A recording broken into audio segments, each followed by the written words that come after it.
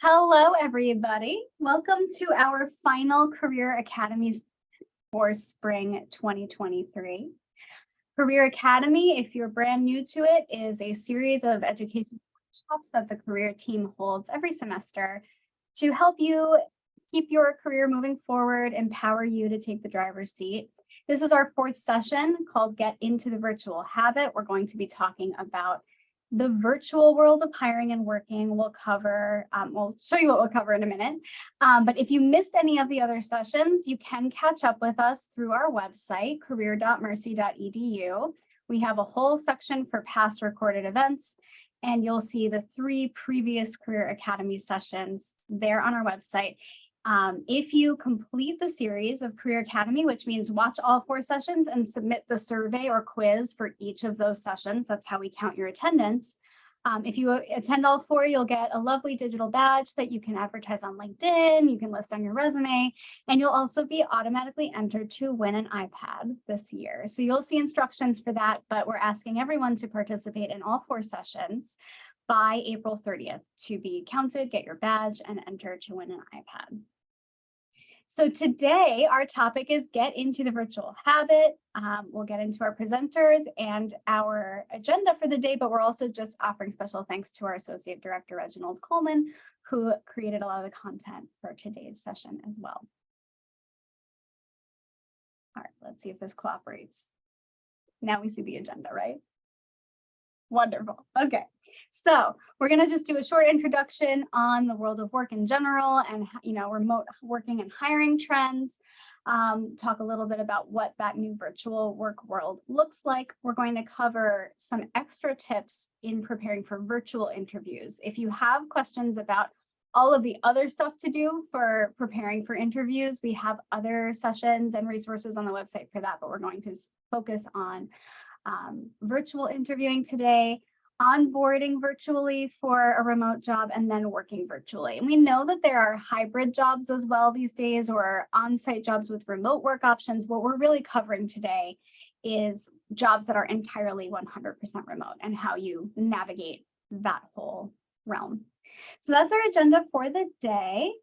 I am Lynn Lease. I'm the Director of Career Education here. I work on the Dobbs Ferry campus primarily, but I am also frequently popping up in the other campuses, and I manage our whole team of career coaches who work with you on all campuses on all of these related topics.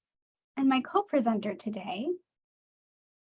Hi, everyone. My name is Sharon O'Kane. I'm the Assistant Director here at Career and Professional Development, and I actually co-lead the Healthcare and Wellness Career Community, as well as just coaching all students, really anybody that comes through to us here at the Dobbs Ferry campus. And sometimes I also pop up at different campuses as well. So I'm happy to be here.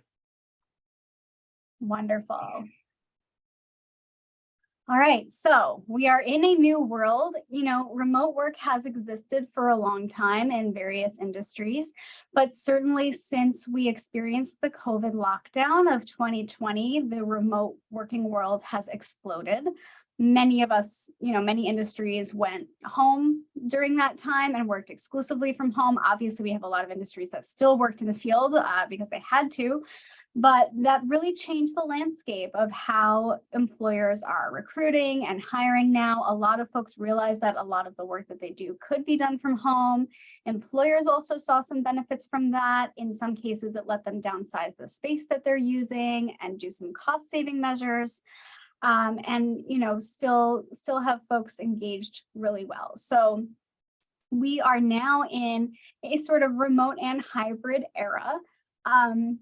Remote jobs have been receiving an increasing number of applications since 2020. In 2021, remote jobs received 3 times as many applications as non-remote jobs. So this is still very much here to stay. A lot of people are interested in remote work to maintain flexibility, work-life balance, lack of commute, lots of things, lots of benefits that folks are seeing from remote work if that works for you. And to respond, employers are finding new ways to balance how they hire and how their workforce works, right? So we're seeing a lot more hybrid or entirely online hiring practices. working practices. Certainly even when we have entirely on-site jobs, employers are largely doing their interview process through Zoom for a lot of reasons. So we're seeing a lot of this virtual world come up, and we just want to make sure that, we've been preparing students for virtual experiences in some way or another for a long time, but we've never put as much of a focus on it as we are now and have been for the last couple of years, given this new landscape. So we want to make sure that you feel prepared. There are a lot of benefits to virtual hiring and virtual working, but there are also drawbacks. It's harder when you're not seeing folks in person all the time. I think it's a little bit more difficult when your manager doesn't see you, even just semi-regularly, to have a sense of, what you're doing, what's on your plate, what your challenges are. So we're here to help you sort of navigate that whole process. So we'll start with interviews. And as I mentioned, we have a lot of resources on our website, previous recorded sessions to learn about everything you need to do to prepare for an in-person interview. You can also always meet with a career coach for this purpose. So all of the in-person advice still applies. So if you need to kind of refresh yourself on those things, we can always work with you on that.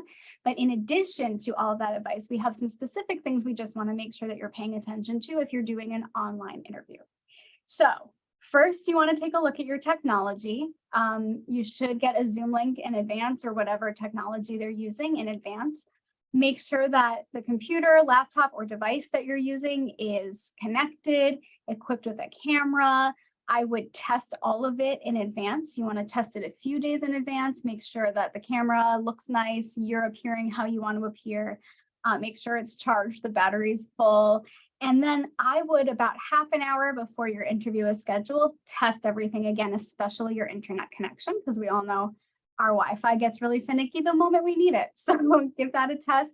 And if you feel comfortable, you might even open the interview link and just make sure that it's working. You want to make sure that you have any notes, questions, even your resume in front of you. You can do this in a notebook, on paper in front of you at your desk. You can put little Post-it notes up at the top of your monitor so that you're still kind of looking up when you see that, but you've got a couple notes in front of you.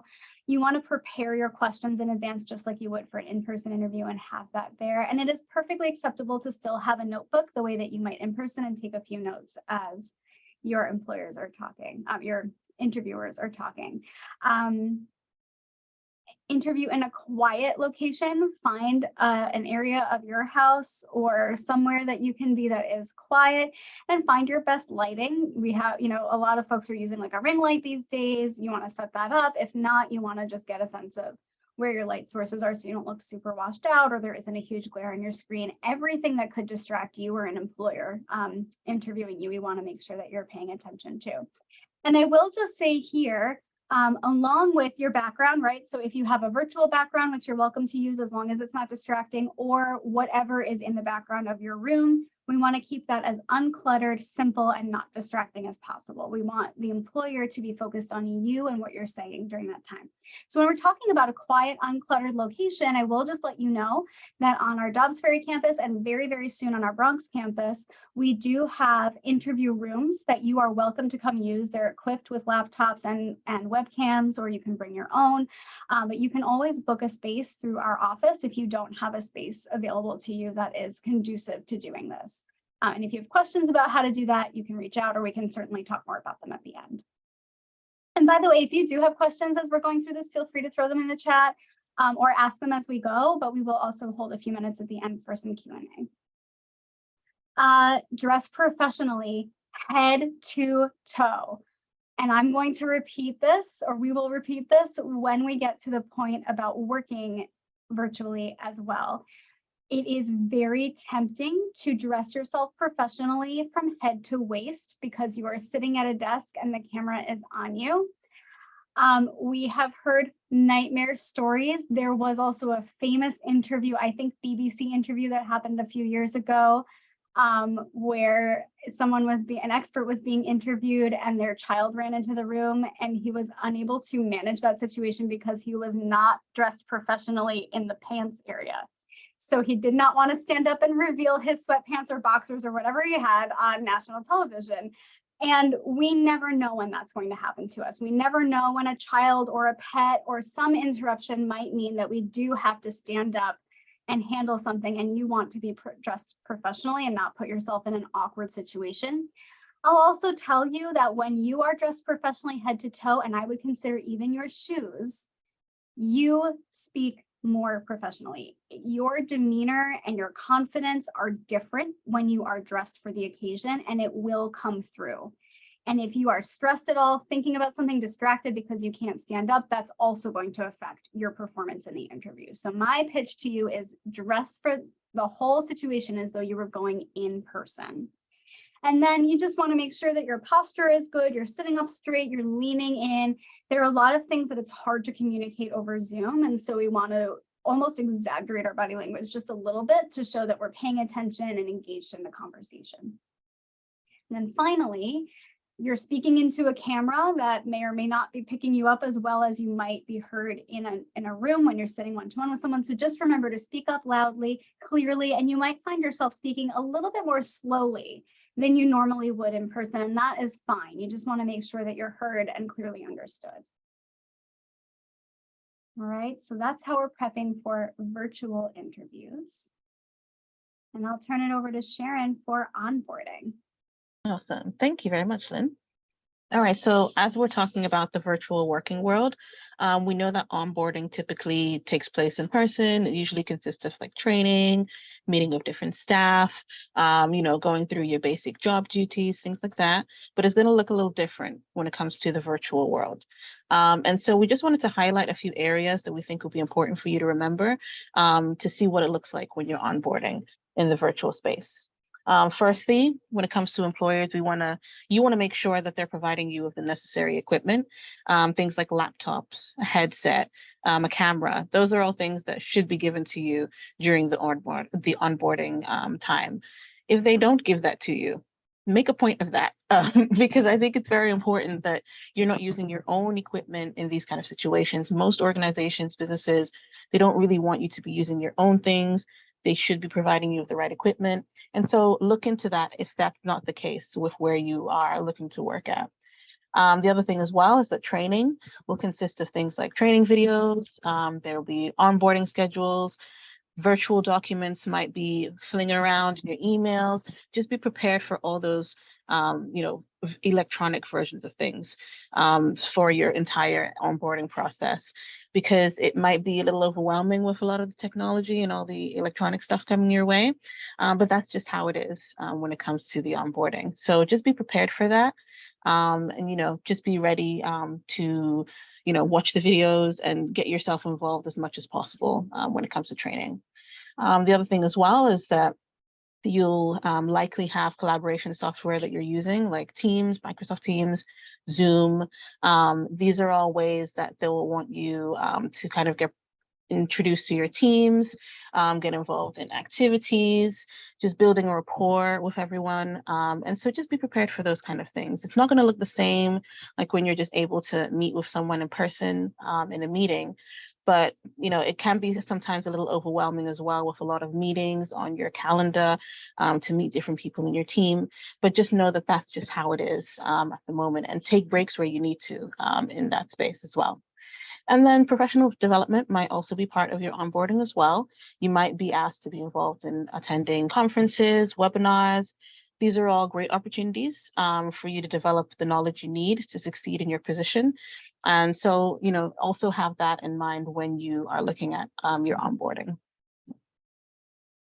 And as Sharon's about to share some tips as well for being successful as an employee. So to bridge that, just off the top of my head, I wanted to share as well, during the onboarding process, you might ask questions if they don't share them proactively with you about what they want you to do to be a successful, engaged employee. So how do they want you to be engaged in teams? For instance, are they using tasks and to-do lists there?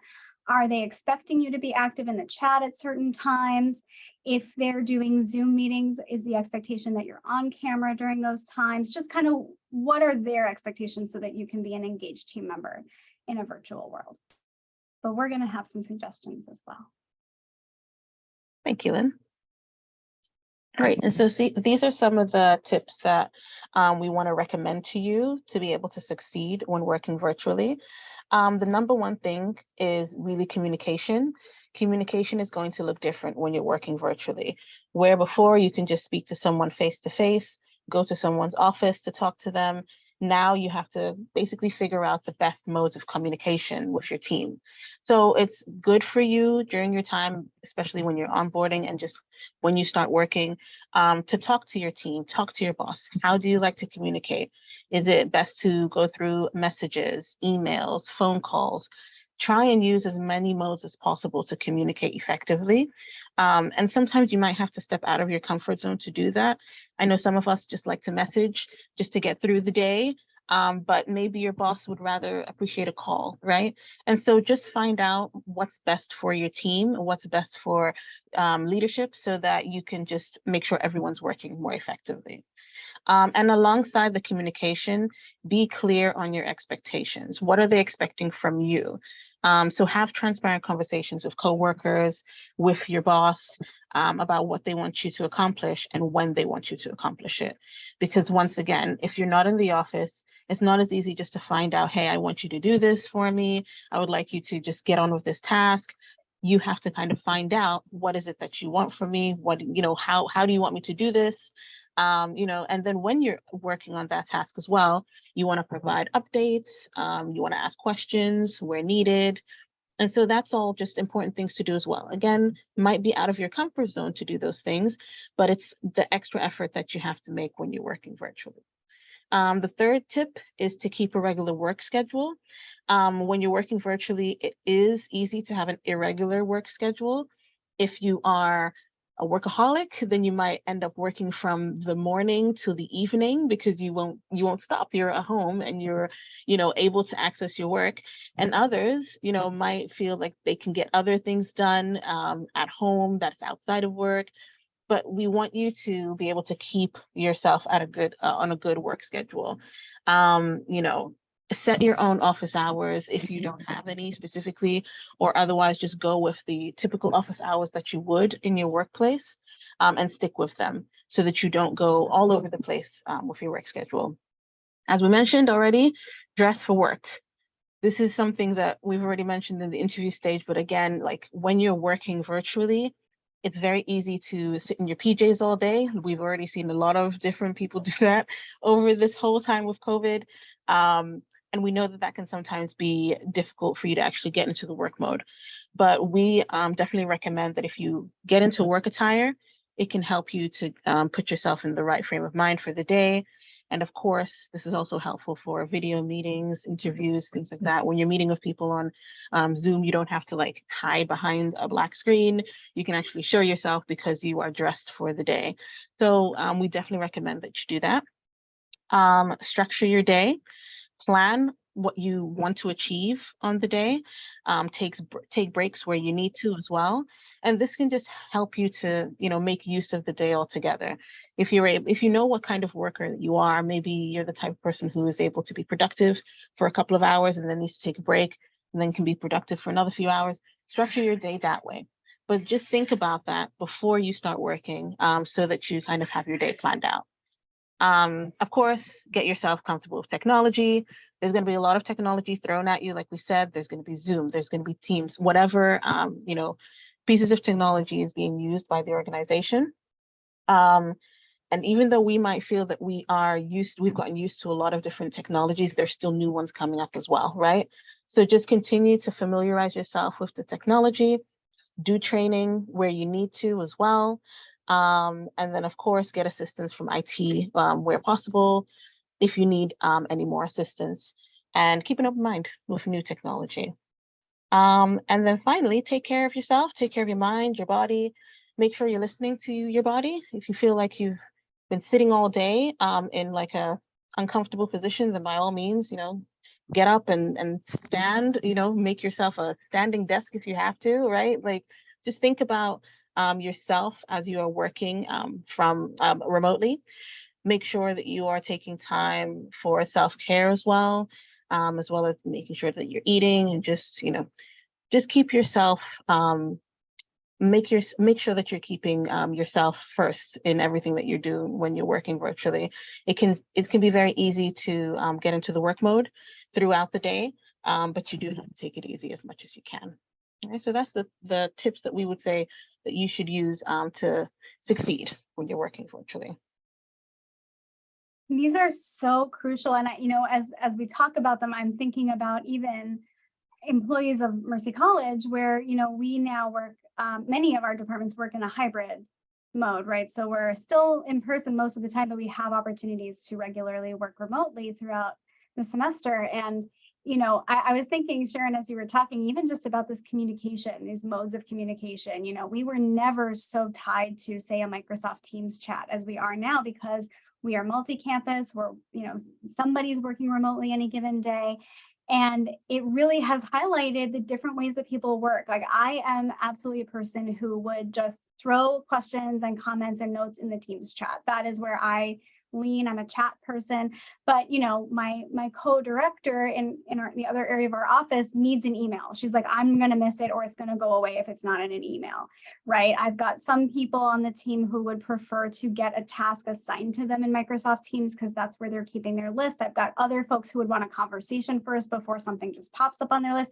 Everyone's different. And so, we all need to do a combination of learning what we need and asking for that, and then also adjusting to what we know other people need to make sure that it all gets done. So it really does, it's a different kind of communication, different skill set to make sure that the work's getting done, and we're all, sending and receiving messages in the way that works the best for us and for everybody else. And I also just want to say, I relate to that last point so much, as well, as somebody who can absolutely get tunnel vision in work mode and like pick my head up and go, oh, even though I had a lunch scheduled, I did not feed myself in the last several hours, right? So we want to literally pay attention to our basic, take a bio break, hydrate yourself, make sure you're nourished. If you need a walk or, to move your body a little bit, we're certainly not prescribing any of the ways that you should be doing that, but we just want to make sure your basic needs are met as a person, and that you're not fully just sucked into that work mode, because it is, you're just at home. There's no commute delineating your day.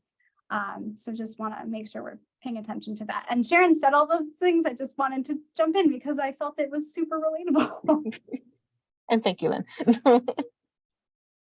Okay. Awesome. And just continuing on and within that theme of working virtually, we also know that we want your employer to set you up for success. So these are some areas that we wanted to highlight, just so that you ask those questions to yourself as you're, settling into your work and seeing how is the employer setting me up for, to be able to work properly in a remote setting. And so we highlighted technology and infrastructure. Of course, as we've mentioned lots of times, we've been talking about technology and how important that is when you're working virtually. Has your employer actually provided you with the right technology and the right infrastructure for this technology? Ask yourself that question. Do you feel like you've got the right equipment? Do you feel like you've been given information about IT in case you have any questions? These are just things that you want to think about, because you might know what technology works best for you, but the employer needs to be the person to, give that to you. So definitely think about what technology they're giving you and if the infrastructure is in place. Networking as well. Is the employer giving you the opportunities to connect with your team members? This is it can be difficult for you to connect with others on a virtual level. So you want your employer to kind of give you those opportunities and those times to talk to others. So are they, putting time on the calendar for you to meet with your other team members? Are there ways that maybe you can, if possible, meet in person if you are, all based locally, for example? Just ask yourself, what are they doing? And be prepared yourself to also take time outside of the work meetings to network with others as well. This might include, if in case you use Microsoft Teams, for example, chatting with employees, with team members, and just, getting yourself involved as much as possible. And networking goes hand in hand with communication. As we've said, communication is key. How do they communicate with each other, right? How do you want to communicate with your team, with leadership? Like we said, it can look very different to everyone. Leadership might like a phone call. Others just might want like an instant message, whatever it is. just be prepared to think about how you want to communicate and how do they want you to communicate as well.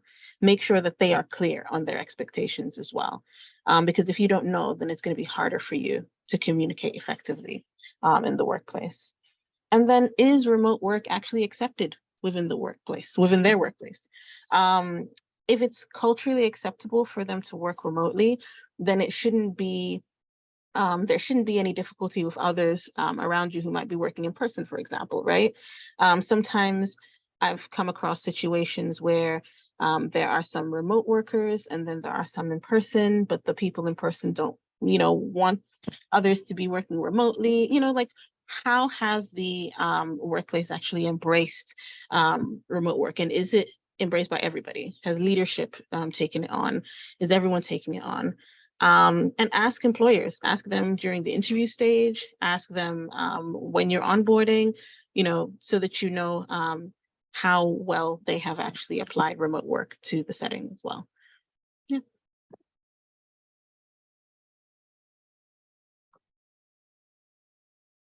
Awesome. So that's our set of advice to you as you're thinking about interview, through onboarding, through working virtually. A lot of the in-person things will apply, but it is a different arena, right? With different things to consider. We have a little time now if there are any questions from anybody, but I'm just going to pitch as you're thinking about it. And again, feel free to put them in the chat or unmute, but just remember that in order to count your attendance for today's session, you do need to take our little quiz. It's short. You don't have to pass it, although we hope you can after going through this. We just have to submit it so that we can count your attendance for the day. And again, if you want to go back to old sessions, you can feel free to do that on our website, watch the session, and then there's a link for the survey for each of them. So just for all sessions, if you submit a survey, then your attendance is counted.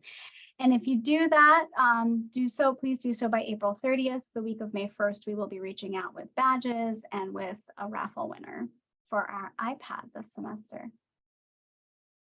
Is there anything we can answer for you today?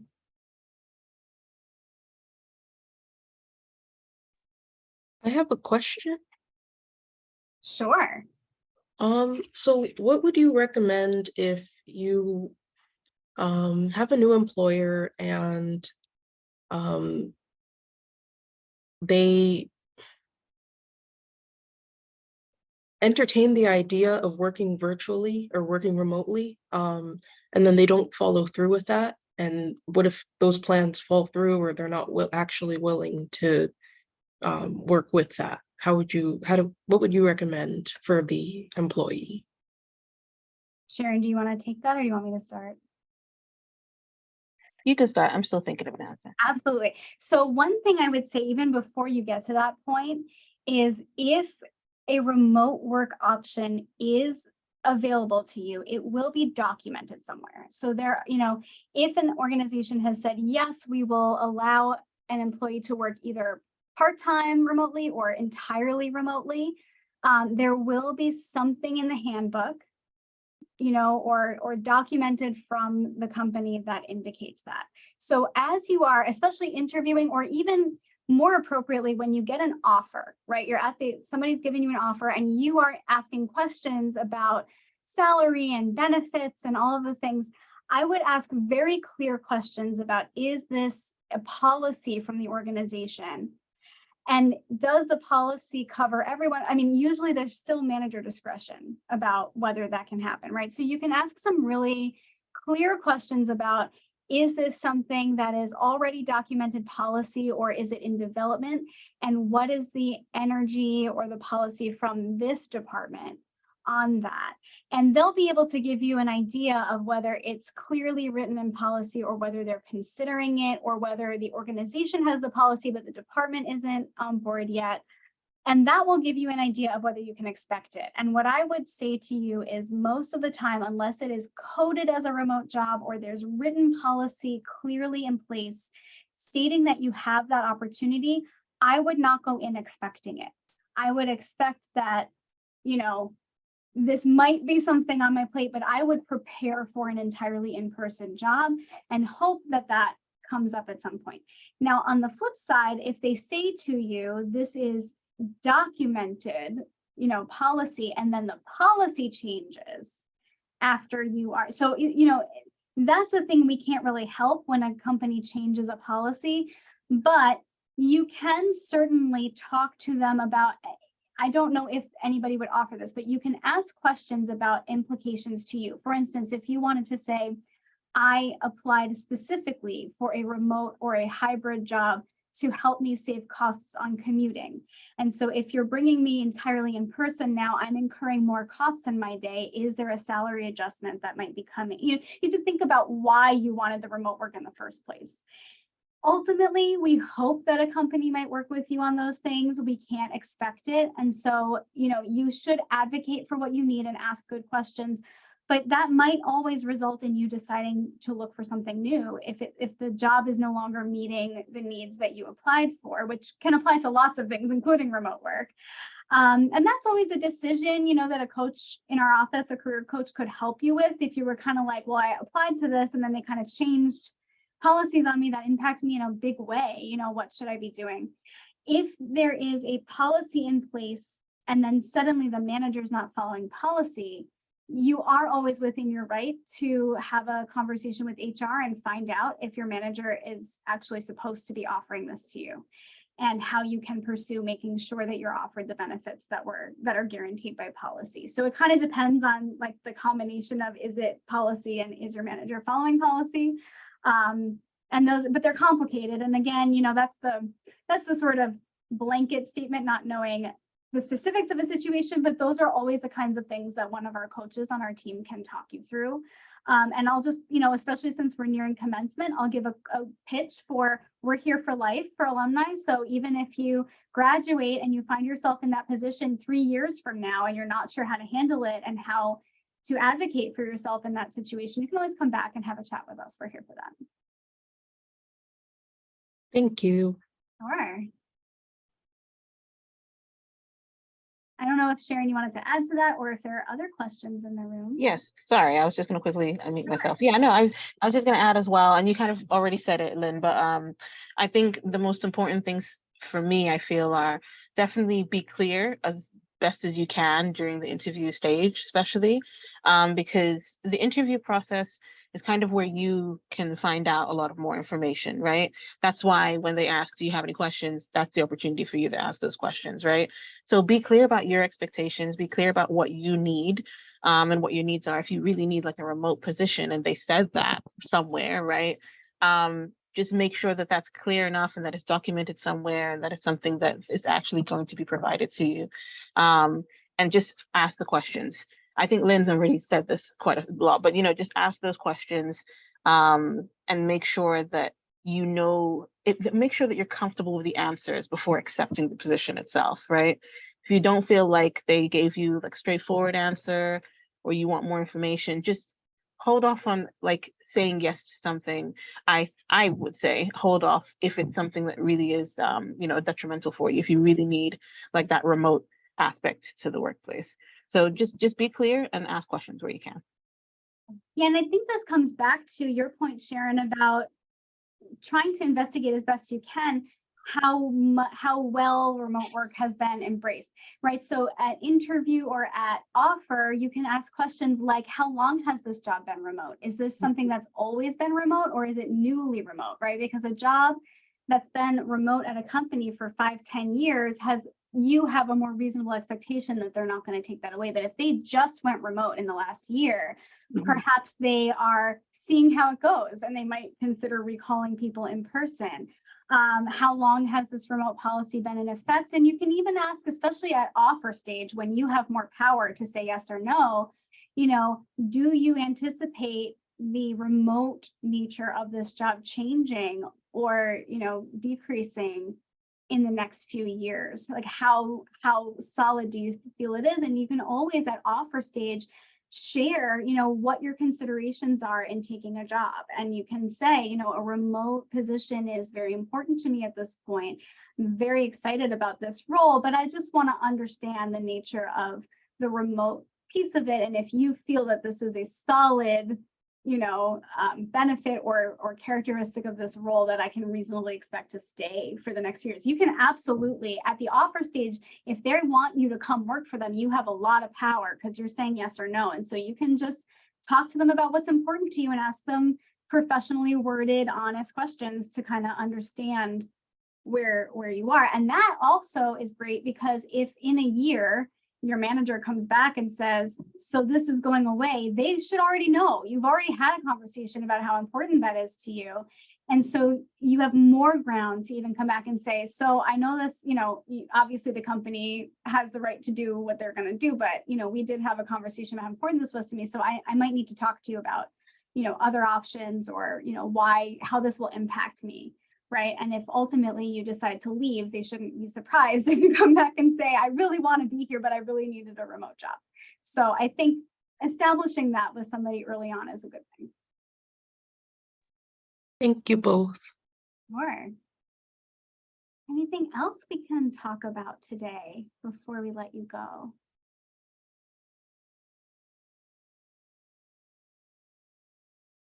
Okay, well, thank you so much for joining us. Those of you who joined us live, thank you for watching after. If you are watching the recording, regardless of how you joined us, please do use the QR code there. Take the quiz. It takes 5 minutes max, and give us a little feedback on today's session. And we will be in touch for those of you who complete all 4 sessions with your badge and instructions for using your badge and with our iPad winner. So thanks very much, everyone. Have a great afternoon. Thank you. Thank you. Bye.